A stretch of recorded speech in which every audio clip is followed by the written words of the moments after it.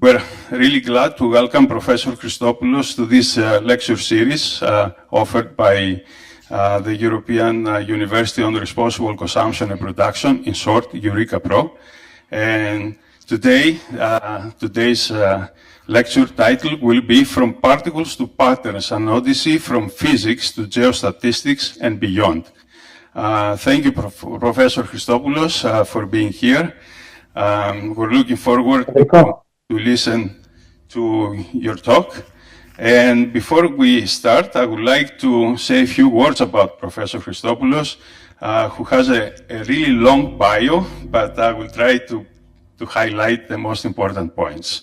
So Professor Hristopulos is a professor in the School of Electrical and Computer Engineering here at the Technical University of Crete. He holds a diploma degree in electrical engineering from the National Technical University of Athens since 1985, and then he received a PhD degree in physics from Princeton University in the United States in 1991, working in the group of Nobel laureate in physics Philip Anderson. He spent some time working at the University of North Carolina at Chapel Hill, and also later on at the Pulp and Paper Research Institute of Canada.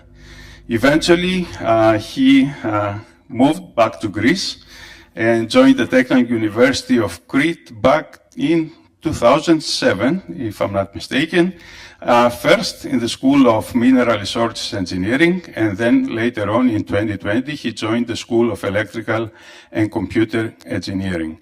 Professor Hristopulos teaches various courses in probability statistics, geostatistics, time series, and random fields. And his research interests span many areas, including the intersection of spatiotemporal statistics, time series analysis, statistical physics, and machine learning, along with their practical applications. I would like to say that he has received several awards, most notable being the award in 2003, Johannes van den Acker International Prize for Advances in Paper Physics. But more recently, he received in 2024 the George Matheron Lectureship Award from the International Association of Mathematical Geosciences, and actually the talk we're going to attend in a moment is a follow-up of this particular award. So without anything more, we're looking forward to listen to Professor Hristopulos. One last thing I forgot to mention is that during the lecture, a link will be posted for the remote participants so that you can register your participation to receive an online certificate for your participation. For those in the room, we have a QR code, which you can see here, but I also have a print paper that I can pass around. Scan it with your cell phone, and with a few clicks after you log in with your institutional account, you can register also your participation to receive the certificate of attendance. So thank you very much, Professor Hristopulos. The floor is yours. Thank you, Professor Laudakis, for the very nice introduction and also for all your efforts to make the system work. I hope everyone can hear me. If I move too far and you cannot hear, please let me know. This one. Okay. So the title of my talk is From Particles to Patterns, an Odyssey from Physics to Geostatistics and Beyond. This is a presentation that I gave at the last annual meeting of the International Association of Mathematical Geosciences in Zhuhai in China. And there are several things I want to try to do during this presentation. One is to show you that there are some fundamental underlying principles in all of science, and that makes it possible to move from one field to another if you wish to do so. It's not always fun, but it can be done. The second is to tell you a few things about geostatistics and some of the mathematical problems that are associated with it. and how we can address some of these problems using ideas from statistical physics. And furthermore, how we can interconnect this framework of geostatistics, statistical physics, with the more modern machine learning framework, and which today tends to subsume the classical geostatistical framework. But since this is a journey, along a journey, the first thing you do is you meet with people, and people help you along the journey. So I would like to very briefly mention, first of all, my advisor, my thesis advisor, the late Professor Philip Anderson, whose work has always been an inspiration, and also his intellectual courage and the fact that he stood up for his ideas, even if they were unpopular, has been a great lesson. And then two more people, George Hristopulos, who introduced me to the theory of random fields, and Ricardo Olea, who has done a lot of practical work related to the application of geostatistics. This is an outline of my presentation. You'll see it has three parts. The first part is about locality and how we can employ this idea in spatial and spatio-temporal problems. The second part is about developing bridges between the classical geostatistical framework and machine learning. And the third part, which is kind of shorter, is how we can use these ideas coming from statistical physics to deal with distributions which are not normal, the so-called non-Gaussian distributions. And then I will close with some remarks about future research. Now, the ideas I'm going to be talking about are going to be somewhat mathematical, and I will try to introduce them at a high level. But if you have any questions, you are welcome to interrupt, and I can try to explain more. So first of all, how do we go from, or how did I go from quantum mechanics to geostatistics? They may seem like very different fields, since quantum mechanics deals with the microscopic world, and geostatistics deals with the macroscopic world. And the link which allowed me to move from one field to the other is that if you consider the deeper mathematical formulations, you'll see that very similar structures appear in both quantum mechanics, if you look at the wave functional of a scalar field, and if you look at the classical formulation for the probability density function in a spatially distributed problem. So at this point, I do not want to dwell much longer on the exact shape of this and content of these formulas, but you can see that they are both quadratic formulas in terms of the field X, and they both lead to so-called Gaussian distributions. So this already provides a first bridge that can take us from one field to something quite different, which shares similar mathematical background. Then, what is geostatistics? For those of you who are not familiar with the idea, some of you already are. So if we want to use this visual metaphor, let us say that you have some information about certain parts in a city, and let those be these yellow stars that you can see on the map. And then you would like to get some information about some other location, which is the blue star here. Of course, nowadays you would probably just turn to your smartphones and you get your answers. But let's say back in the 90s, this was not possible. So what would you do? You would need to drive a car, for example. So you need a vehicle. And the vehicle, in the case of geostatistics, is what we call the random field. Or in the case of the more computer science-oriented people, this would be a stochastic process defined in space. And what makes this vehicle move? Well, there is an engine under the hood.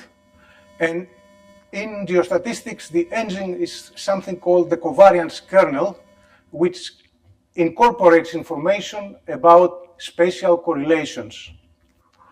But then, if you travel by car, you know you have to pay a certain cost, which is the fuel that you will consume. If you use either geostatistics or the more modern Gaussian process regression, you have to pay a computational cost, which is related to the complexity of the numerical operations involved. And this scales very poorly as the third power of the number of data points that you have. So this is actually a problem, which means that on your laptop, maybe you can run problems with about 10,000 points if you have at least 16 gigabytes of RAM, or maybe some cases you will need even 32 gigabytes of RAM. So it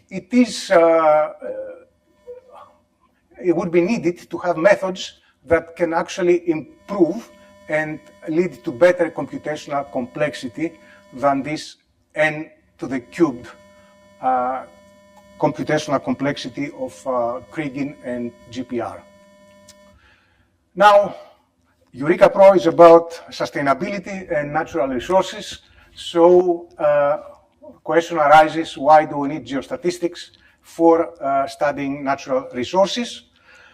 And the answer is that there are a number of questions that we can answer using geostatistics. For example, we may want to find where the resources are located. Then we also need to quantify how much we have. And then perhaps we would like to decide what will be our next move, the next location for investigation.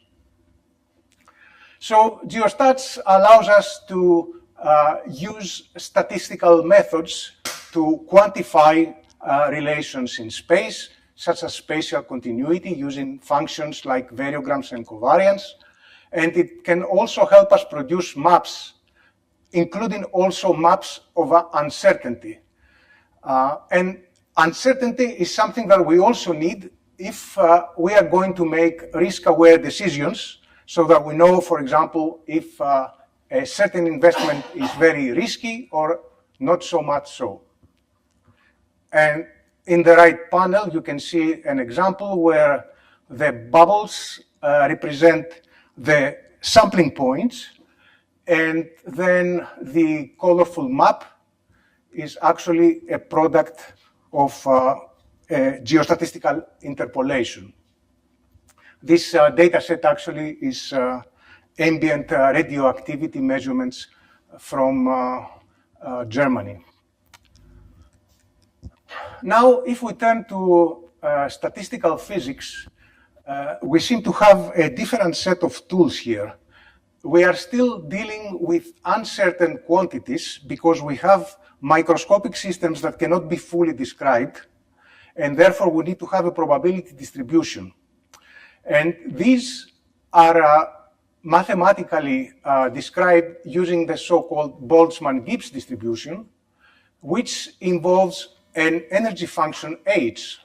This h is a function which takes into account the interactions between the different particles in the system and also potentially external fields that may be present.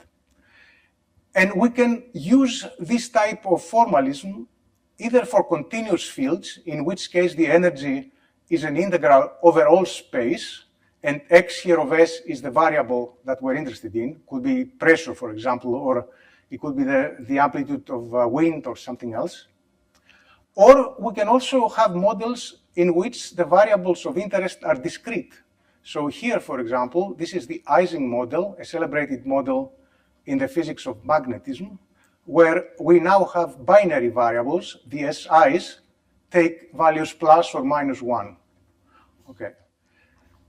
What is common in both of these two formulations is that the interactions are local, in a sense that the values of x here and the values of s here are linked only to neighboring values and not to very distant neighbors.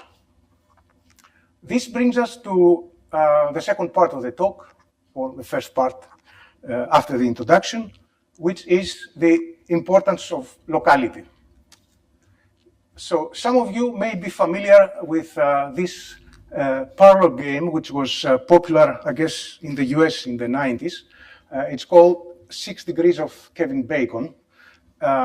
Or you may be familiar with the term 6 degrees of separation.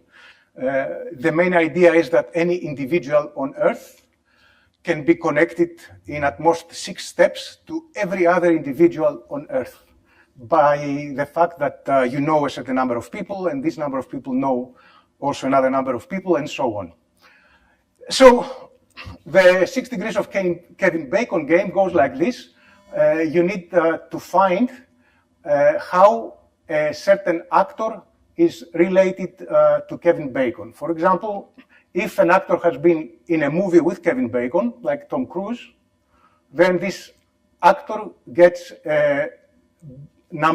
Bacon number 1. If you want to see if Johnny Depp is linked with Kevin Bacon, Johnny Depp has not made any movies with Kevin Bacon, but Kevin Bacon has made a movie with Matt Dillon. Matt Dillon has made one with Kevin Dillon, and he has made one with Johnny Depp. So Johnny Depp has a Bacon number of 3. Right?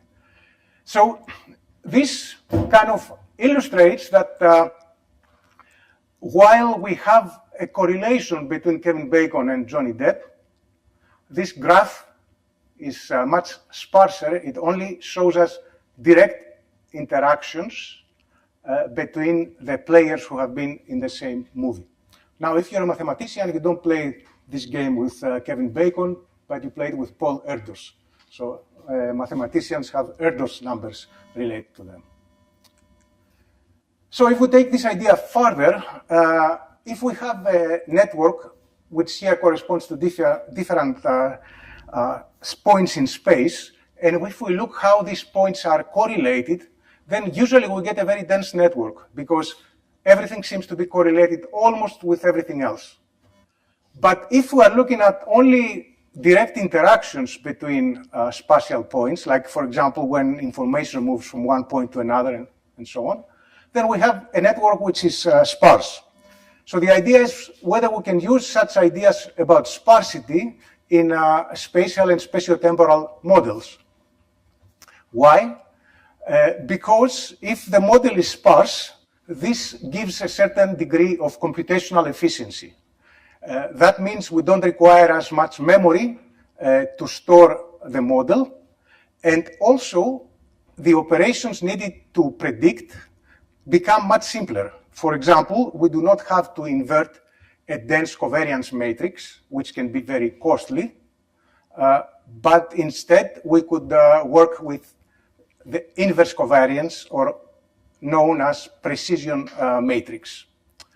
And furthermore, it's more intuitive to build the local models by considering interactions, because then we can give to these interactions a certain physical meaning. And last but not least, it's also a very natural framework for processes which are not continuous, but take discrete values, like plus minus 1, for example. So this is, okay, a bit mathematically heavier, but don't worry about it. The main idea here is we can start with this Boltzmann-Gibbs probability density function, which is governed by this energy functional H, and H determines interactions between neighboring points. So we have played with different options for this H, and here I'm writing down 2 of these. The first one, which we call the first-order Laplacian Gaussian model. It's a quadratic function of x, and it has 2 parameters, alpha 0 and alpha 1. Now, there is a reason we used this model. In statistical physics, it's called the massive scalar field theory. And it leads to covariance functions which are irregularly behaved near the origin. So we needed to do some math to tame these covariances, but this is beyond, I guess, the scope of this talk. And then another possibility is this second-order Laplacian Gaussian model, where now we have a third term. Now, this may look complicated, but these parameters, which here are highlighted in red, have simple and intuitive physical meaning. This psi is a characteristic length of the process. Eta 1 here is like a rigidity coefficient, which tells us if for this field, if it's easy to make large gradients, or if the field will resist the presence of large gradients. And then there is finally another parameter, eta 0, which is proportional to the overall magnitude of the fluctuations. Okay, so we have an intuitive idea how these parameters work. And if one wants, can also build higher order terms in these functionals of the energy. So from these kind of energy functions, we can derive covariance kernels that we can use, if we wish, in the classical geostatistical framework. And to make this a little more tangible, to give you some idea what are the patterns that we can obtain from these energy functions, here is an example. Okay? So as we move down the rows, we get to, from top to bottom, we get to fields that have a higher characteristic length psi, and that leads to patterns which are more connected in space. And if we move through the columns here, when we have a negative value of the rigidity coefficient, we have patterns which are almost like periodic patterns, quasi-periodic. And if we have very high values of the rigidity coefficient, we have very grainy texture. And why? This is because the field hates very large gradients, so it will try to minimize very abrupt changes. But now let me move away a little bit from this covariance kernel idea and go back to the practical problem. The practical problem is that we usually have a number of observations for a certain variable. Let's say we have n observations. The variable that we're modeling is this x, and then we're measuring y, and y potentially has some noise, epsilon, which can be measurement noise or some uncorrelated fluctuations. The energy representation that we write is written in terms of the measured field of the observations. And for the LAP2 model, it includes three different terms. The first one is proportional to squared fluctuations, the second one to the squared gradient, and the third one to the squared curvature. And the nice feature of this type of model is that if we know the values of the terms S0, S1, and S2, then we can fully determine the parameter vector for the particular problem. Okay, this may seem a bit abstract, but what it means is that we do not need to calculate covariance functions, and we do not need to maximize the likelihood, which can be quite costly. Instead, what we can do is to minimize a cost function which attempts to match the observable values of the constraints with the model values of the constraints. And once we know the parameter theta from this minimization, then we can use it to predict at some other unmeasured point, S star. Okay? And this prediction now is given by the minimization of the energy functional, and it is linear in computational complexity. So we don't have to incur the n-cubed cost of Kriging and Gaussian process regression. So these are some results which are related to this continuous field view of Boltzmann-Gibbs processes. But now I would like to talk a bit about the connection with machine learning and geostatistics. So let me redefine the problem here. We have data which are either purely distributed in space. In this case, the values of y correspond to different locations Si in some d-dimensional space. Or we may have space-time data, in which case the values y correspond to different pairs of space-time points. And again, we want to build a probability density function using the Boltzmann-Gibbs idea, employing an interaction energy functional. The idea now, or the question is how to build this energy functional when our support, our data, are based on a discrete space. So we don't have any more continuum space, and we cannot use derivatives of the field because we only have field measurements at a number of locations.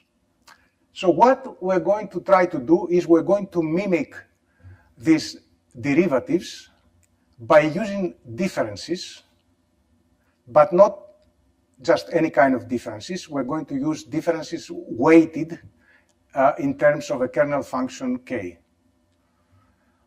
And in the next slide, it will become obvious how this is done. So then we have, in the simplest case, a problem which has 1, 2, 3 parameters. And we can also write it in this case to make it look more like a Gaussian classical geostatistical problem, only that now, instead of the covariance matrix, we have the interaction matrix or precision matrix, and this is what determines the local dependence, in the same way that the Kevin-Bacon graph determines the dependence between Kevin Bacon and other actors. Here, Q determines the spatial relations between different points. So one could say, okay, but if I write Q as the inverse of the covariance kernel, then I still have the classical geostatistical model. And from a formalistic viewpoint, this is true, but what we gain by using the precision matrix formulation is that we can derive permissibility criteria for Q. So Q has to be a positive definite matrix. If we're using the covariance kernel, then we need to use Bochner's theorem to make sure that the kernel is positive definite. And this becomes a problem when we move away from the Euclidean space. If we are on manifolds, for example, or if we are on the surface of the sphere, then it's not so straightforward to ensure that the kernel function or that a given function is admissible kernel function. But on the other hand, if we're using this energy-based formulation, all we have to do to ensure permissibility, at least in the Gaussian case, is to show that this energy function is non-negative. And this is much simpler to show, no matter how the distance is measured, whether it is measured in the Euclidean space or using some other metric for distance. So earlier I talked about a kernel weight, which we use to weigh the differences of the field values. And in the space-time problem, we can build such kernel weights using a spatial kernel, which takes into account the neighborhood in space, and couple this with a temporal kernel, which will define neighborhoods in time. And if we want, we can also add some factors, some other functions that modify the strength of the interaction depending on spatial and temporal distance. So in terms of neighborhood, this type of construction gives us a cylinder in space-time. Okay, so if you imagine that you have a point at the center of this cylinder, then the spatial neighborhood will be given by the circle around this point, and the temporal neighborhood will be given by the extent of the cylinder in the vertical dimension. So if we define the weights by means of these kernel functions, then we can also easily define the kernel weighted average in terms of these weights. And this allows us to build a precision matrix which incorporates the idea of local interactions and at the same time offers enough parametric flexibility. So if we look at the entire model, we have a number of hyperparameters, and these are related to the architecture of the model, and a certain number of parameters which are estimated using the maximum likelihood approach. Okay, so this is, I guess, the standard approach that we're familiar with from the machine learning framework these days. Separation between hyperparameters related to the architecture of the model and then the parameters which are estimated by optimizing a cost function. The cost function here being the likelihood. And if we want to predict, the nice thing about prediction is, again, without getting into many details, that we have a predictive relation in terms of the precision matrix, which is just a linear operation. So essentially, this is nothing else but the predictive equation for the Gauss-Markov random fields. The only difference being that these matrices Q now are constructed by taking into account these kernel-weighted averages. So that means, again, we have a certain computational gain. Now, if we want to compare this approach, this stochastic local interaction idea, with the classical Kriging approach, these two maps give us a comparison between the spatial distribution of coal thickness from Campbell coal mine in the US. These maps are based on information from 11,000 drill holes. And you can see that with SLI, we get some values that are higher than the ones we get with Kriging, which leads to an overall higher reserves estimation compared to that obtained by Kriging. And the question, of course, then becomes which one should we trust more? And we can do this investigation by utilizing leave one out cross-validation. So in this table, we compare various validation metrics obtained with Kriging with two different neighborhood sizes and also with SLI. And we see that for this specific problem, the SLI-based measures are better than the ones obtained by Kriging. This doesn't mean, of course, that it will always be the case, but for the particular problem, which is a very dense sampling, the locally based SLI method has an advantage over Kriging. But the other advantage is that it can be 3 to 25 times faster than the application of ordinary Kriging.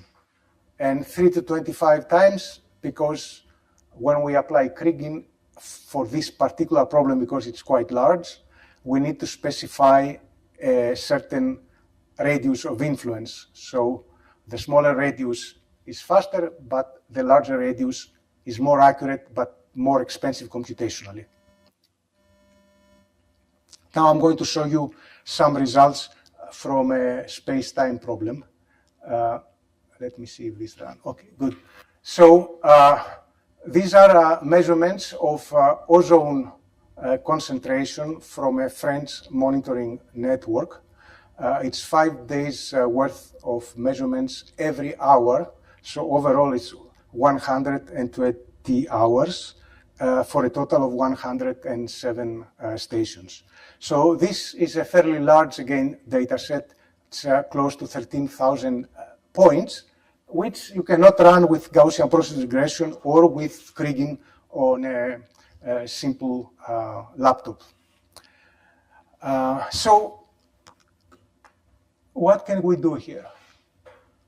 So the bubble plot actually here will show you how the measurements of ozone vary across time at each sampling location. And if we look at the distribution of those values, we see that the distribution is not very Gaussian-like. So that could also be a problem with classical methods. So when we have such space-time problems, the first thing we want to decide is whether there is some kind of spatiotemporal trend. And to investigate this, we take a temporal average. This will give us a bubble plot in space. And we see that there is no discernible spatial trend in this figure. But if we do the average over space now, and we look at the 120 different hours, we'll see that there is a clear temporal trend. So we are going to use a purely temporal trend, which is a mixed polynomial with a harmonic dependence. And then we're going to combine this with the SLI model. And the idea is that the precision matrix, which again tells us about relations now in space and in time, is very sparse. Okay, this blue line in the center is the number of cells that have non-zero values in this matrix. So the sparsity index is actually 0.19%. Don't pay too much attention to the speech because this depends on what kind of machine we run it on. But the main thing is that on most of laptops, we could not run this problem using the classical approach, but it runs fine if we use this SLI approach. Now, I said that we can use different kernels for the weighing which determines the neighborhoods, and the size and type of these kernels are among the hyperparameters. So let us see what changes if I change the spatial extent of these kernels. So on the left panel, I will have a space-time map, which is based on a spatial kernel, which is very short, only third-order neighbors included. While on the right-hand side, I will use a spatial kernel, which is a bit more extended in space, using 8 near neighbors. And you can see the difference in the patterns that we observe. And the main difference we can see in this is actually the maps which are based on the kernel with the longer range are smoother, which looks more natural. On the left-hand side, we have spatial patterns which are kind of fragmented, and this is a signature of the fact that we're using a short-range kernel. So one would say, okay, probably I would like better the picture on the right.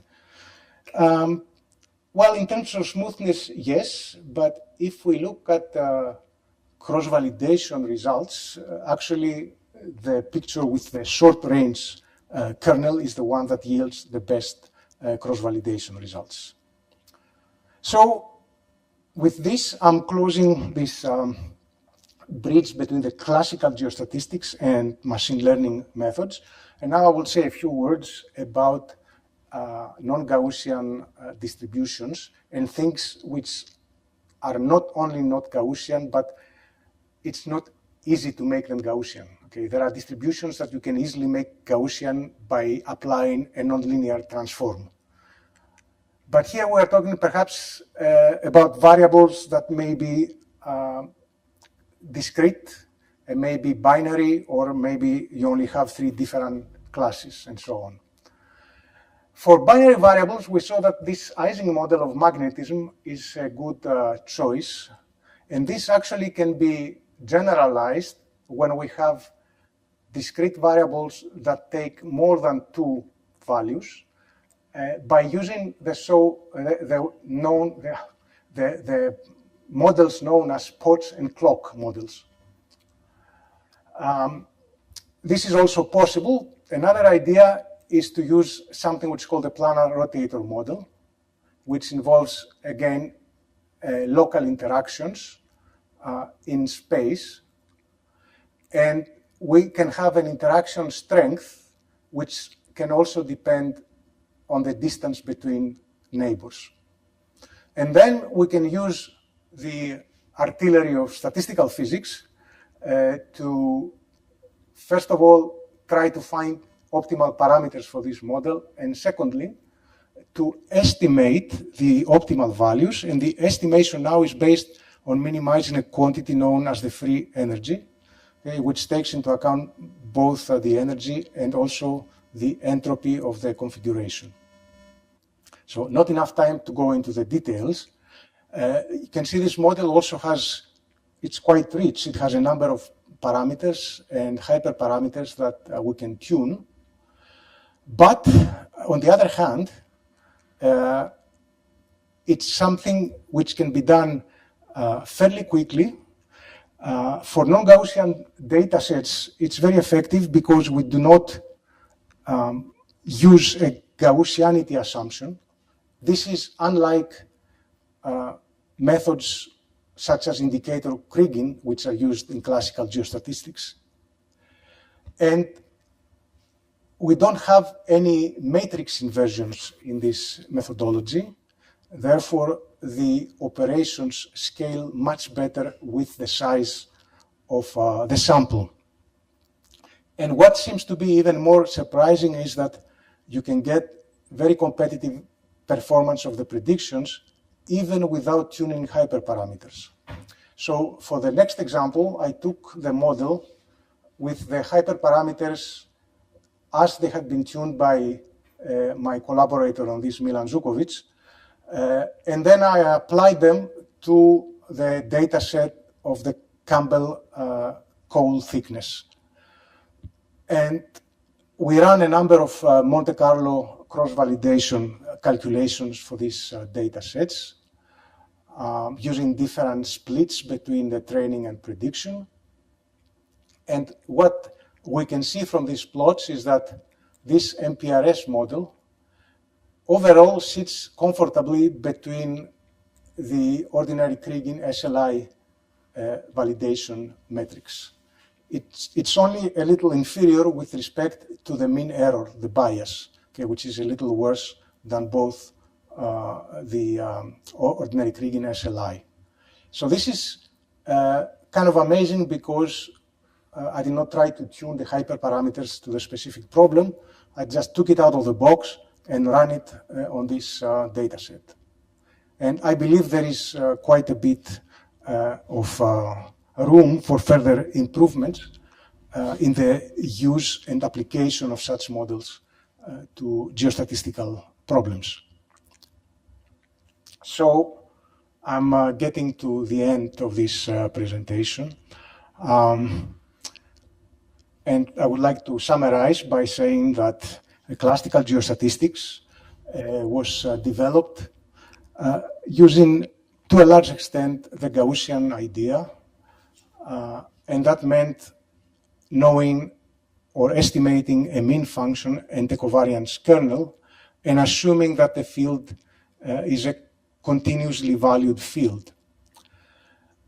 If we bring into the game the Boltzmann-Gibbs processes from statistical physics and similar ideas that have been developed in the community working on Markov random fields, we can switch from a Gaussian joint law to the Boltzmann-Gibbs law, where the probability density is defined in terms of an energy function.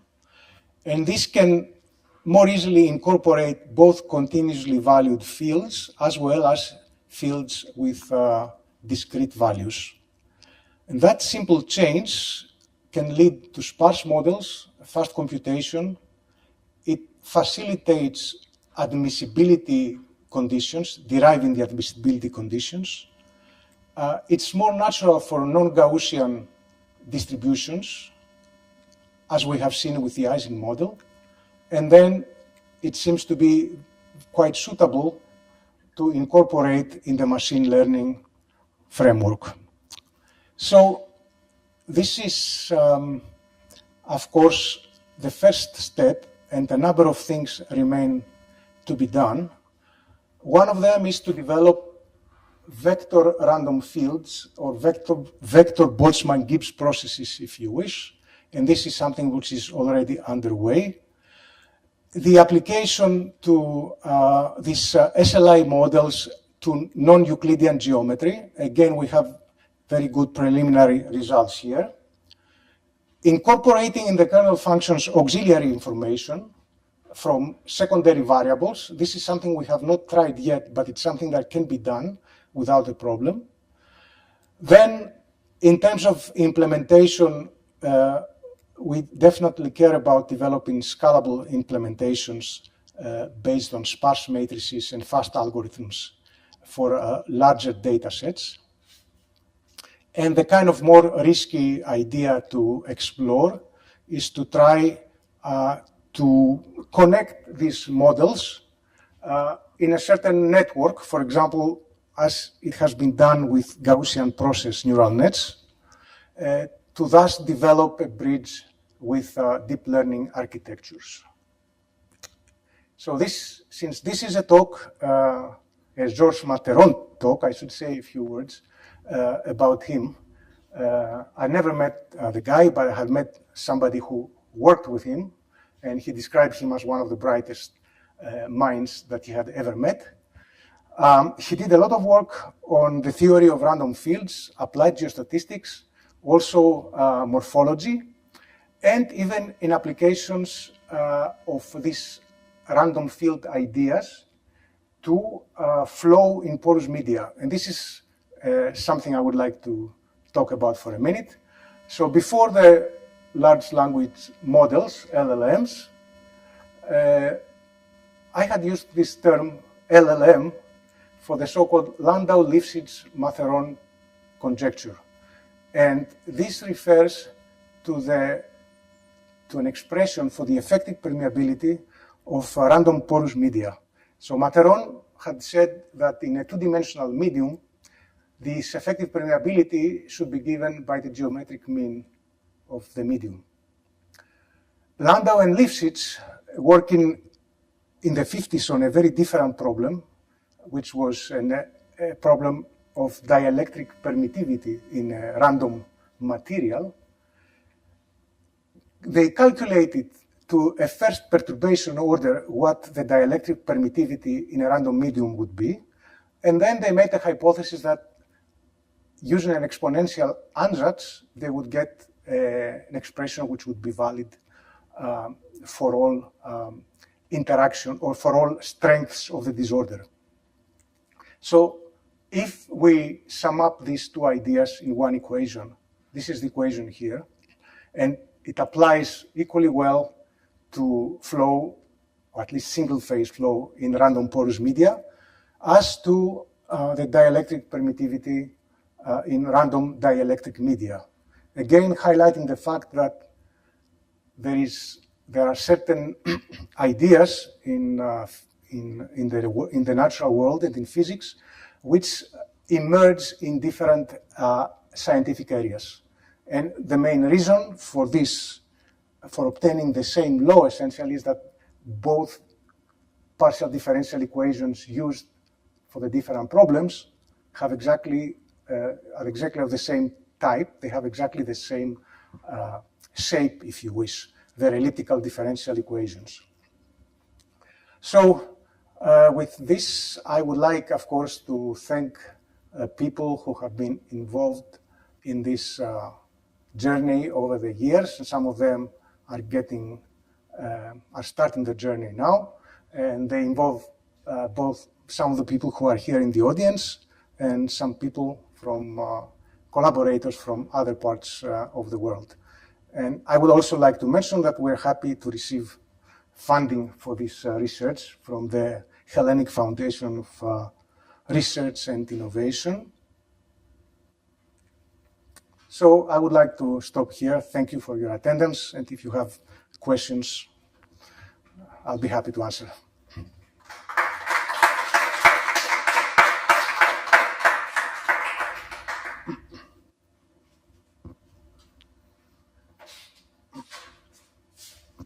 Thank you, Dionissios, for an inspiring talk.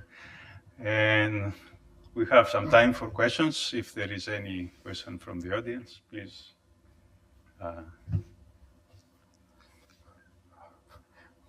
I know somebody has a question. Okay, we can probably pass the microphone. If it is possible, could you explain a bit more the spatiotemporal application of the SLI?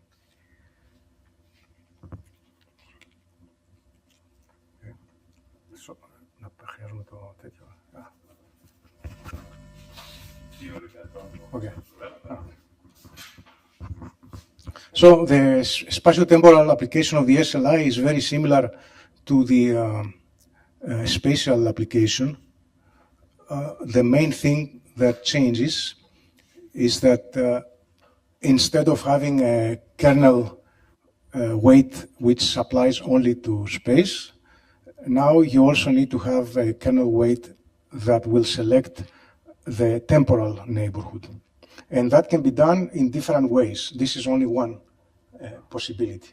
It could be, for example, instead of having this product form, one could have used a single kernel with a composite space-time distance. Okay? But so far, this is the one we have worked with.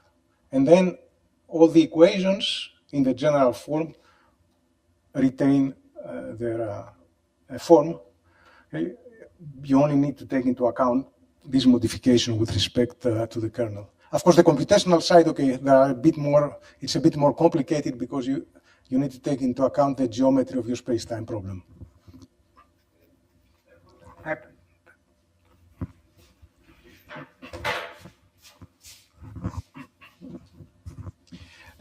Do you calculate the two bandwidths together or separately? So the bandwidths are calculated separately in this particular formulation because we have decoupled the spatial kernel and the temporal kernel. That's why in this problem here you can see, for example, that we can use different sizes of the neighborhood for the spatial versus the temporal case. Mm-hmm.